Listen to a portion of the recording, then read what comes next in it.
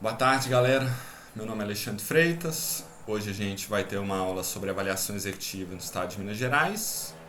Na última aula a gente falou sobre avaliação executiva no setor público como um todo, né? Aí a gente discutiu um pouco sobre as tipologias e as etapas da avaliação e o que favorece ou limita o uso dessas avaliações no setor público. Então, se a gente fez essa discussão geral sobre as avaliações, a gente agora vai dar uma olhada no contexto de Minas Gerais, né, sobre o que foi a avaliação executiva em Minas Gerais, seu uso, sua aplicação, quais foram suas bases, onde que ela foi esperada, quais foram os problemas e quais foram os potenciais, as coisas boas, né? O que deu para se tirar de coisa interessante.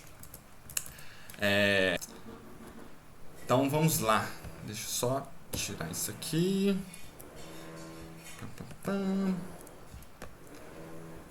Passar para cá.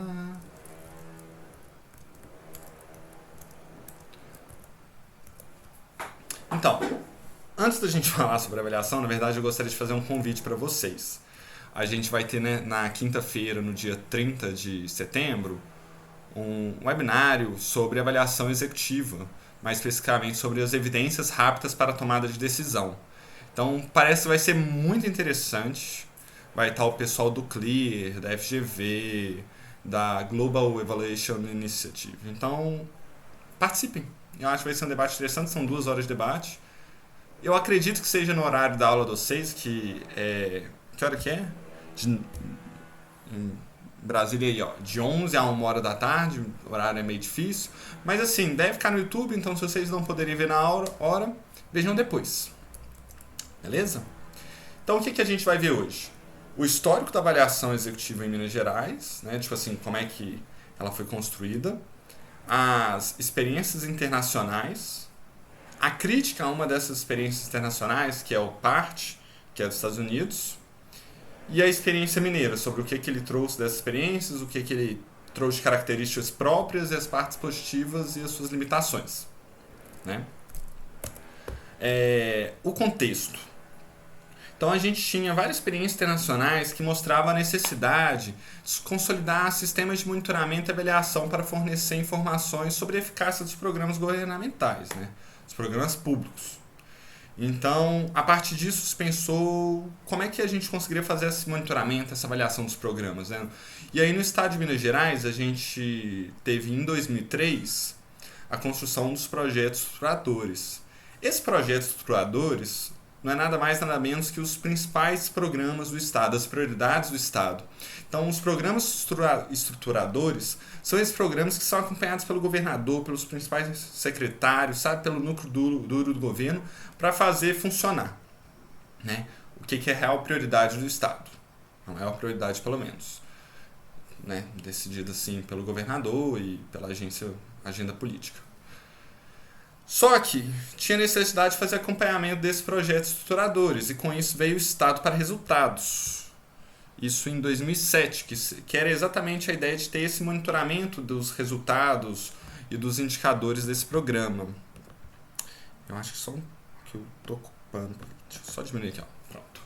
Isso em 2007. Mas ainda assim tinha uma necessidade de ir para além, de entender as suas fragilidades de uma forma mais detalhada, entender os problemas dos programas, né?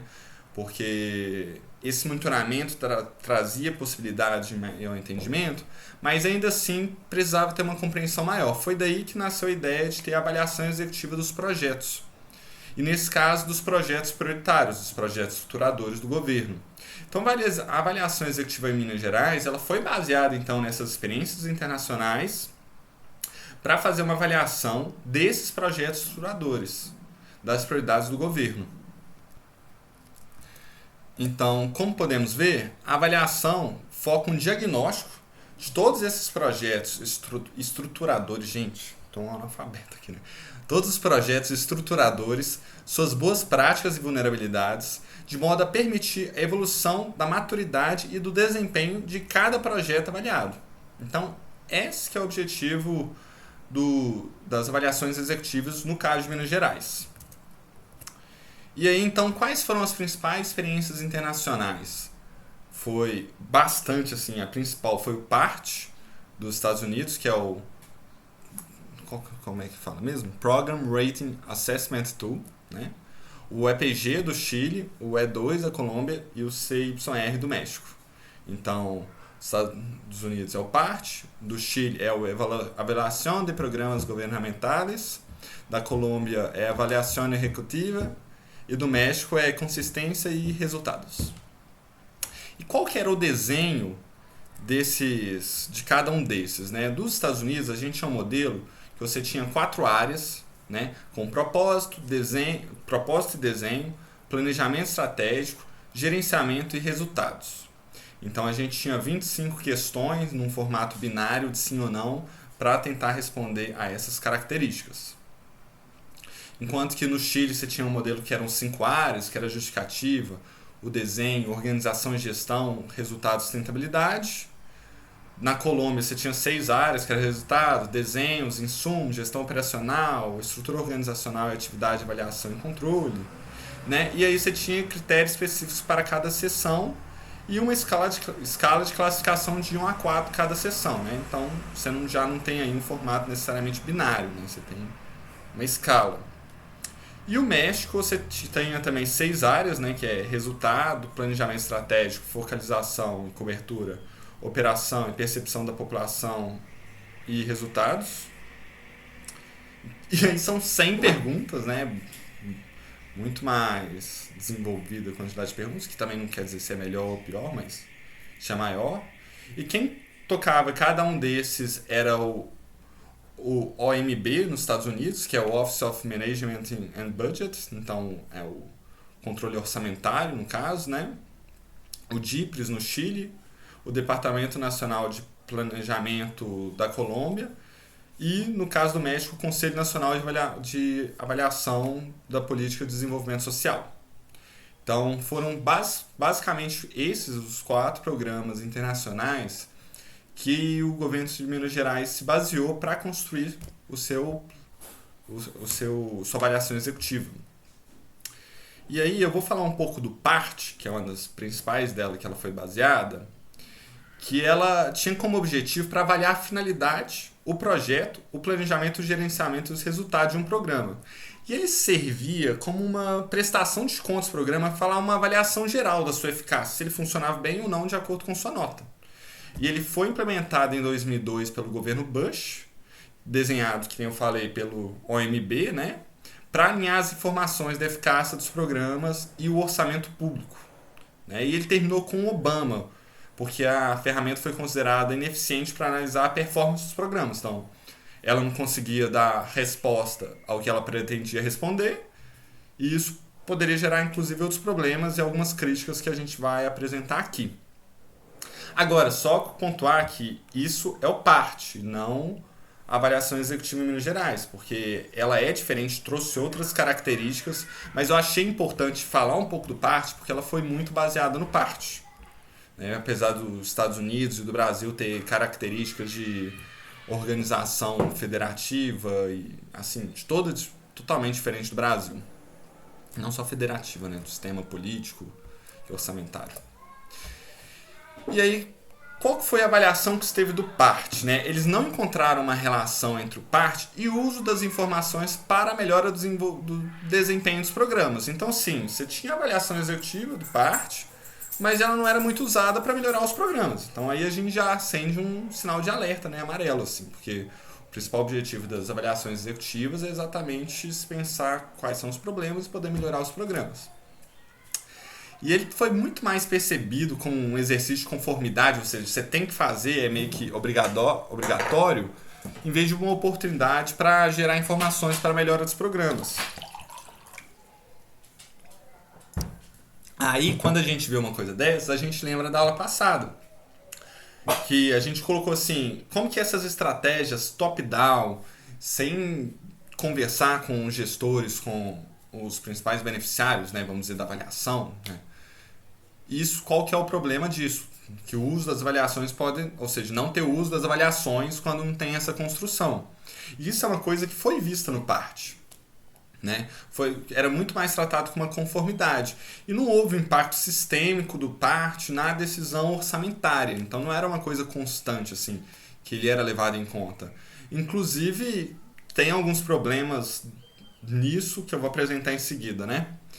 Mas uma boa parcela dos gestores falaram que o PART nunca ou raramente refletia a performance do programa também. E que eles gastavam muito tempo preenchendo e respondendo PART.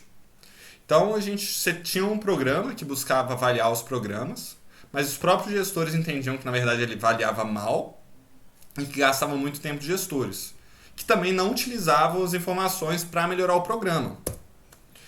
E você tinha uma questão também ideológica do PART, que foi realmente que ele era visto pelo Partido Democrata quase que como uma forma, assim, de você utilizar uma ideia de neutralidade para você poder atacar alguns tradicionais programas liberais, né? E aí a gente tem uma característica específica nos Estados Unidos que o Congresso tem um papel muito importante para o orçamento, para a definição das políticas do governo, né? É uma discussão muito maior do que se tem no Brasil, seja no Congresso, nas assembleias. Aqui, o Poder Executivo tem muito... O Poder Executivo tem muito mais poder, né? Para fazer esse tipo de alocação de recursos, apesar de ter que também cumprir com os determinantes constitucionais e legais de cada uma das áreas. Mas então, o que a gente tinha é que, né, a maior parte dos programas considerados liberais, eles recebiam notas menores do que programas considerados conservadores. E que você tinha um custo para a avaliação desses programas e o peso para esses programas liberais muito maiores, né, do que os próprios programas conservadores. E aí, o que se tinha de central, né? Então, os programas que são liberais, no caso lá das agências, tinham maior esforço, eles respondiam mais, inclusive, vezes o PART, né? Tinham resultados menores e ainda tinha a ameaça de ter recursos cortados por causa disso, né? Coisas que as outras agências conservadoras não tinham. E aí, isso era um problema gravíssimo, assim, do PART mesmo. Então, foi a partir dessas justificativas, né, também dele não conseguir dar a resposta da efetividade, que o Obama acabou com ele. E também, outros estudos, né, feitos também pela United States General Accounting Office, o GAO, argumentava também que o próprio questionário do PART contém elementos muito subjetivos, abertos à interpretação. E então significa que quem fazia a avaliação tinha, vamos dizer, como era muito subjetivo, tinha muito poder de determinar o que seria o sim ou não e a nota, né?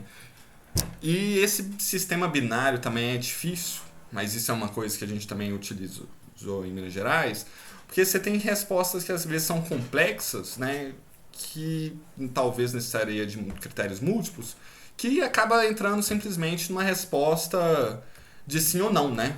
Já que ele é binário. Pera aí que deu pau. Pera aí. Voltou. Pera aí que deu um pau, mas deu certo. Tá. Voltando. E quais são... Apesar de todas essas críticas, né? O PART trouxe algumas coisas muito interessantes. Que você se vinculava às informações tematizadas na avaliação à elaboração orçamentária. Então, você ter uma perspectiva de você fazer avaliações e isso impactar se o programa vai receber mais recursos ou não, caso essas avaliações sejam bem feitas, né, e não tenham os problemas que apresentou, isso pode ser uma coisa muito interessante. Pode ser, né, a depender de como foi feito. E também haver incentivos para que a qualidade dos programas governamentais seja aprimoradas através da detecção e disponibilização em portal eletrônico de suas vulnerabilidades. Ou seja, você entendia as vulnerabilidades, você divulgava as suas vulnerabilidades de forma muito transparente, né? E possibilitava uma tomada de decisão mais robusta, embasada a partir das informações do PART. E você tinha uma grande transparência do processo de avaliação, porque você tinha as perguntas e as respostas às perguntas para você chegar em por que respondeu tal nota ou não. Assim, então são esses os pontos positivos. Então você teve algumas limitações, que são umas grandes limitações muito importantes, mas ao mesmo tempo é importante entender o que se trouxe para a experiência de Minas Gerais, o que Minas Gerais bebeu de fonte disso, né?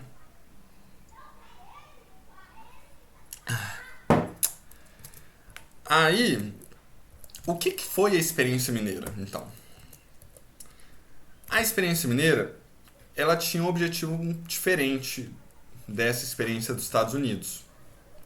Ela queria mais, o objetivo dela não era simplesmente dar uma nota, tipo assim, da eficácia do programa, né? Era ter uma visão uniformizada e geral da carteira desses projetos estruturadores do Estado de Minas Gerais, para aprimorar a qualidade deles, evidenciando suas melhores práticas, oportunidade de melhoria, né? A partir dessas informações tematizadas. Então você tinha um objetivo que era subsidiar a tomada de decisão e avaliar a maturidade desses projetos, né? Então não tinha isso de ter essa vinculação orçamentária e esse risco de ter um corte orçamentário por causa de uma nota X ou Y, né?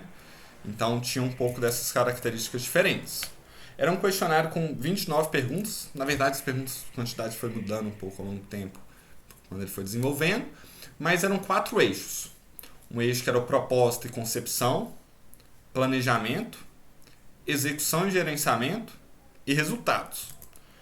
E os principais destinatários dessa política, né, mais do que essa discussão no Congresso, se vai ter corte ou não vai ter corte orçamentário no programa, era a equipe responsável pela execução dos projetos estruturadores e depois gerais. Os gerais era a equipe que fazia esse acompanhamento de todos os projetos estruturadores, criado em 2003.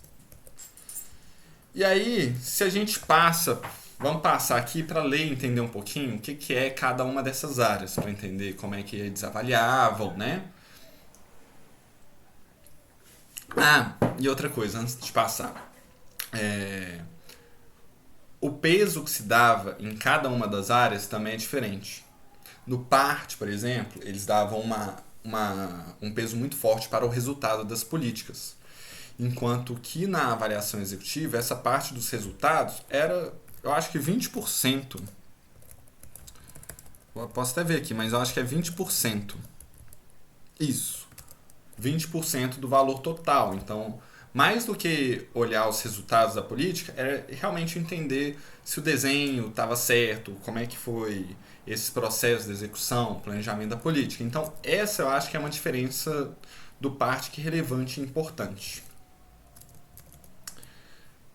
Continuando, então vamos passar para ver cada uma dessas perguntas de cada um desses eixos do PART. Propósito e concepção.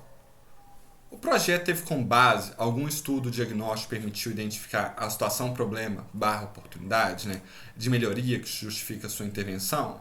Ou seja, já mostra aqui, né, do propósito da concepção, se teve essa, vamos dizer que a gente falou nas outras aulas, da avaliação diagnóstica, né, de entender o fenômeno que você está buscando responder, né? Segundo, o objetivo do projeto é claro e aderente à situação, problema, oportunidade, melhoria identificada. Aí a gente já vê um cadeamento lógico. Você teve ou não teve esse estudo diagnóstico, tendo ou não tido, de qualquer forma, a partir do problema que se foi mostrado, tem um projeto que o objetivo é claro, que responde, dá para entender que ele é aderente a essa situação, dá para responder? E esse escopo do projeto, ele está bem delimitado para você chegar a esses resultados também? Porque se é muito amplo, às vezes o resultado também não consegue ser aderente a essa realidade. O projeto está alinhado com a estratégia de governo de médio e longo prazo. Então você tem no governo, além do PPAG, né, seria de médio prazo, o longo prazo que é o PMDI. Então esse projeto, esse objetivo, ele está alinhado com o PMDI? Ele está alinhado com o PPAG, com o que se espera das estratégias do governo para o longo prazo, para o médio prazo? É possível a clara identificação do público-alvo do projeto? Então, né? E o projeto foi desenhado de maneira a não ser duplicado em relação a outras iniciativas em curso no Estado? Ou seja, tem outra iniciativa que, na verdade, você está meio que copiando ela, ou então está sobrepondo, às vezes, até responsabilidades. Ou então, se tem uma política, será que não faria sentido pensar em como atuar em conjunto dessa política em vez de construir uma muito parecida ou igual? Então, essas seriam um pouco as perguntas que eles faziam binárias de sim ou não, né? Relacionada ao eixo de propósito e concepção. No planejamento, O escopo do projeto está desdobrado em ações e produtos suficientemente detalhados para permitir o alcance dos seus objetivos? Então, você tem objetivo. Para você chegar nesse objetivo, você tem que realizar algumas atividades, né? Então, essas atividades estão detalhadas, faz sentido lógico entre o objetivo, essas atividades, chegar nesse resultado que você quer. Ele possui indicadores orientados a calcular esses resultados. E as principais ações de projetos possuem linhas de base que permitem identificar o seu ciclo de vida, né? Como é que funciona esse projeto no seu ciclo. O cronograma do projeto é detalhado de maneira que a sua descrição de suas ações, marcos e prazos permitam seu adequado monitoramento e alcance de objetivos? Ou seja, o cronograma faz sentido? Ou ele foi muito apertado? Porque esse trem de fazer cronograma muito curto nunca dá certo, sabe? Você coloca um cronograma para você responder as coisas em um mês e acaba durando meses. Então, você tem um cronograma que faz sentido, que é razoável, né? Que você também tem, inclusive, espaço para riscos que possam acontecer e problemas que podem enfrentar, é algo importante e fundamental, né? Foram identificados critérios claros para estimativas de recursos financeiros necessários aos projetos? Porque senão você vai acabar tendo que fazer aditivo o resto do programa inteiro, né? Então, essa parte é importante. Ele apresenta um alinhamento entre o planejamento e a estrutura programática do programa, né?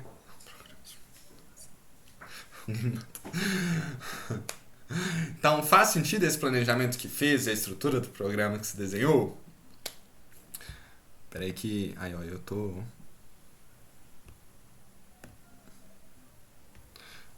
na frente das perguntas, né? E as responsabilidades dos atores relevantes para a execução foram identificadas e definidas? Isso é uma coisa central. Porque os atores, vamos dizer, você tem um programa de segurança pública. Você tem um alinhamento entre as instituições de segurança pública, entre a Polícia Civil, a Polícia Militar, as áreas, o Centro de Prevenção, por exemplo, para uma política como Fica Vivo. Se você não tiver esse alinhamento entre os atores, a política não vai funcionar. Então, você tem que ter um alinhamento entre os atores do que é a concepção do programa, uma concordância entre os atores sobre o papel que eles vão executar durante a execução de cada um dos programas, né? E isso é fundamental para o programa funcionar ou não. Sem isso, ele não funciona. O projeto possui planejamento de comunicação, que facilite a interlocução, a troca de informações entre os atores envolvidos. E se planejou os riscos, né? Que a gente falou do cronograma, tem que se pensar os riscos e esses riscos tem que ter espaço no cronograma, né? Para você poder enfrentar. Então, de planejamento, eram essas 9 perguntas. No gerenciamento, aí é outro foco, né?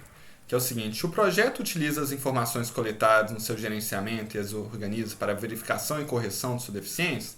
Ou seja, o gerenciamento vai fazer o acompanhamento do programa. Você tem as informações. Elas são utilizadas para a gente repensar os possíveis erros e corrigir o próprio programa? Isso aconteceu. Quando eu estava no Bolsa Merenda, a gente via limitações, por exemplo, no recebimento via cartão, e que, na verdade, tudo bem que não foi corrigido para a segunda etapa do programa, que a gente meio que cortou a parte de cartão por causa das limitações dele. E tipo assim, menos gente recebeu porque não recebeu cartão, mas você tinha maior garantia que a pessoa que recebeu era a pessoa que estava lá. Mas, de qualquer forma, a gente utilizou essa experiência para, quando foi o programa Renda Minas, não utilizar isso, não utilizar cartão, utilizar a caixa que já caía na conta do pessoal que tinha um Bolsa Família. Então, no Renda Minas, a gente chegou em quase 99% do público-alvo em 3 dias, enquanto que na segunda etapa do Bolsa Merenda, a gente passou um perrengue para chegar, sei lá, em 30%. Então, assim, esse tipo de entender as limitações do programa e ter um aprendizado institucional é fundamental.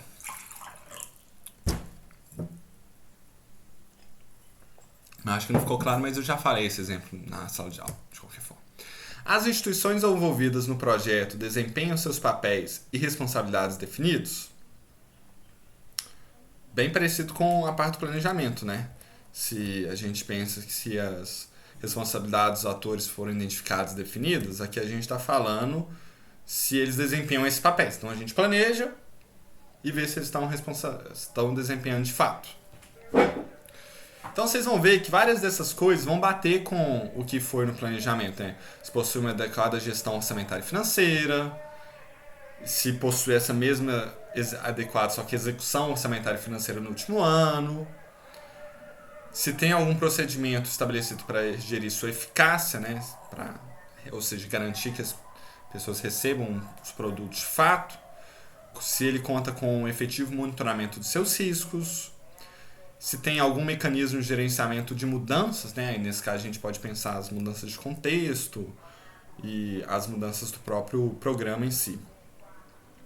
E se o projeto possui mecanismos que proporcionem a publicização de informações sobre a execução e desempenho. Então, nesse caso, a transparência.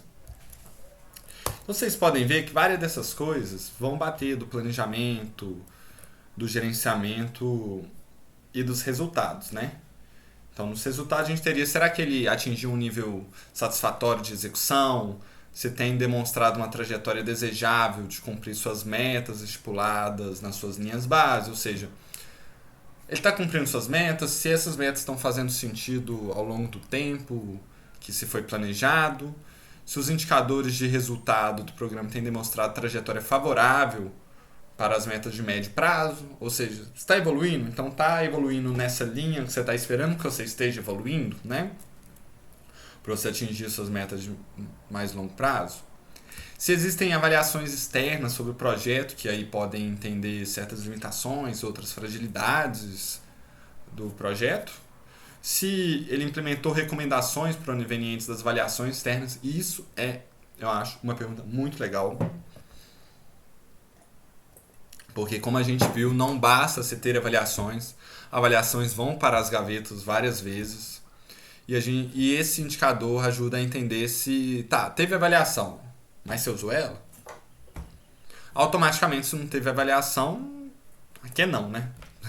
Tipo assim, não tem como. E com base nas evidências coletadas, nas entrevistas realizadas, o projeto tem contribuído para mitigar o problema que ele originou? Ou seja, teve resultado, né? E assim a gente tem um processo de avaliação, que você tem a inicialização, que é essa conversa inicial com os gestores do programa. Se parte para as entrevistas para coletar as evidências com essas perguntas. Todas as perguntas elas são justificadas do porquê sim e porquê não. Eu vou mandar para vocês um material em que explica um pouco cada uma das justificativas para vocês entenderem melhor. Para vocês entenderem melhor, né? E como é que funciona essa justificativa. E a partir disso, uma elaboração dos relatórios, né? Do qual foi o resultado das políticas. E a devolutiva, ou seja, uma devolutiva de fato para os gestores, porque eles são os principais beneficiários. Nesse caso, os gestores dos projetos, né, estruturadores, eram os principais beneficiários, para entender as possíveis fragilidades e problemas do programa. E com isso a gente tem esse processo de avaliação, né, de início, meio e fim.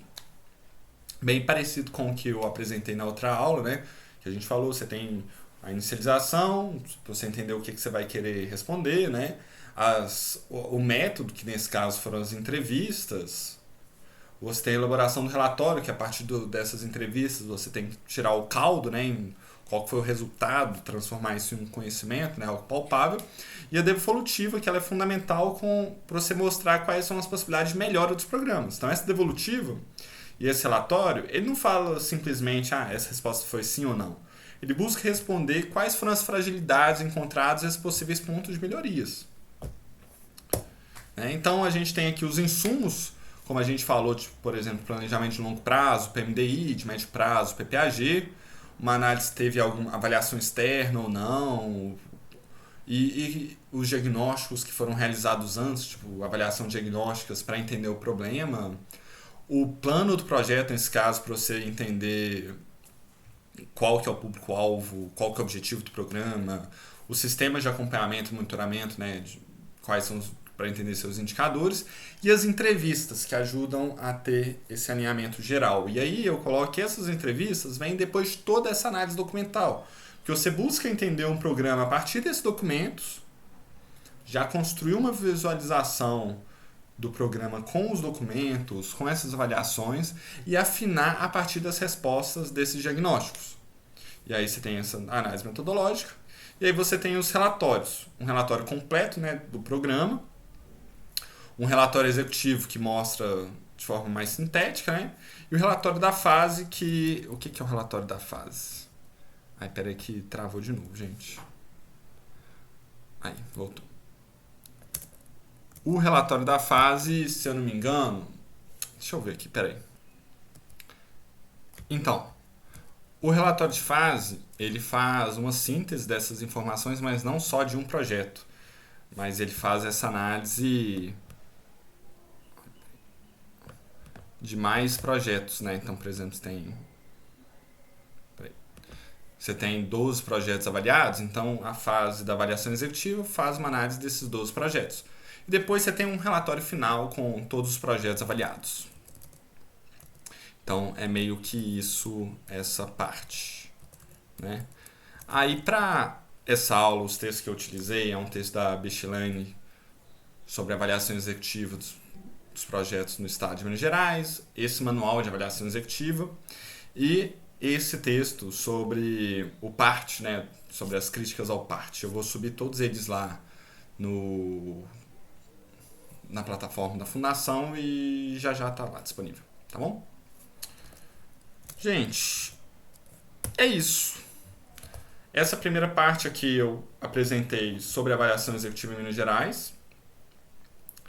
Eu acho que ela trouxe pontos positivos de ter essa compreensão, essa visão mais geral, mas ela também encontrou algumas dificuldades um pouco parecidas com as do PART, sobre a utilização desses resultados de fato pelos gestores, né? Foi uma crítica também colocada o fato de não ter essa ligação orçamentária, que isso poderia incentivar, né, você ter uma compreensão maior ao PART, mas ao mesmo tempo eu acho que isso é um tiro de dois gumes, porque no PART isso foi um problema, né? Mais às vezes pela própria avaliação, pelos problemas da avaliação, de questão ideológica da avaliação e outros pontos assim, que não deu certo e às vezes a questão orçamentária atrapalha, mas ela pode ser um potencial incentivador para você realmente utilizar a avaliação, porque se a avaliação te fala sobre a realidade, maturidade de um programa e isso impacta no orçamento desse programa, vai fazer com que se dê um peso muito maior à avaliação, né? Mas aí tem que entender melhor se faz sentido, quais são os custos de se fazer isso. Mas, de qualquer forma, na experiência de Minas Gerais isso não aconteceu, né? Eu acho que ela foi exitosa em poder apontar um pouco as vulnerabilidades. É interessante você ter essa visualização de forma mais uniformizada dos programas, né, de como que eles estão. E eu achei muito interessante que Minas Gerais ter dado um peso menor para os resultados.